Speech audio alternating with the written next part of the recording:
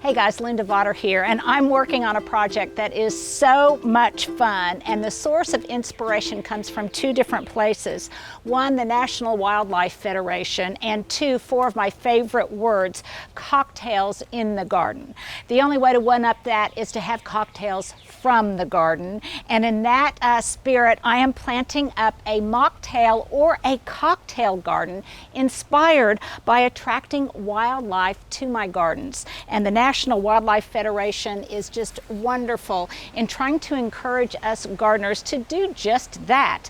Yes, I am planting something for my own use and my own cocktails, but also to attract all of those wonderful pollinators, the butterflies, the bees, all sorts of flying beauties that we need to have in our gardens for very obvious reasons. One, because they pollinate our flowers, but two, because I think a garden without life just isn't a garden. It's just kind of a stage set. So I'm doing my part, and I'm planting up a container here, again with inspiration, a pineapple mint mojito. Doesn't that sound delicious?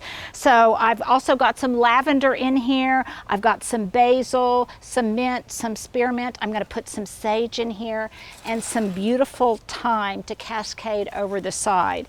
Now, the thing about all of these herbs, you guys, and by the way, herbs are one of the very easiest things to grow in the garden. So if you are a beginning gardener, this would be a perfect project for you.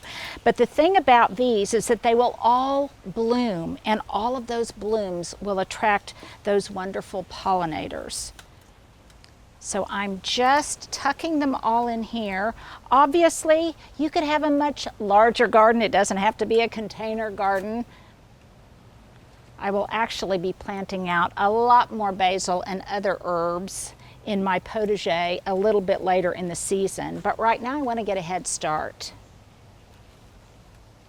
The other advantage to this is mint can be kind of rambunctious, and so I want to contain it of sorts in this container.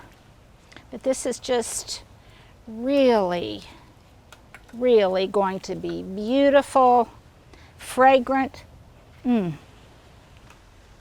colorful because it will eventually bloom. And I will love it when it really gets profuse and spills out over the edge. I can tuck this just about anywhere, but I think I'm going to keep it close by my kitchen back door so that I can enjoy the fragrance and enjoy watching all of those happy flying pollinators. So I'm going to show you the cocktail that was inspired by this planting. Let me finish this container first.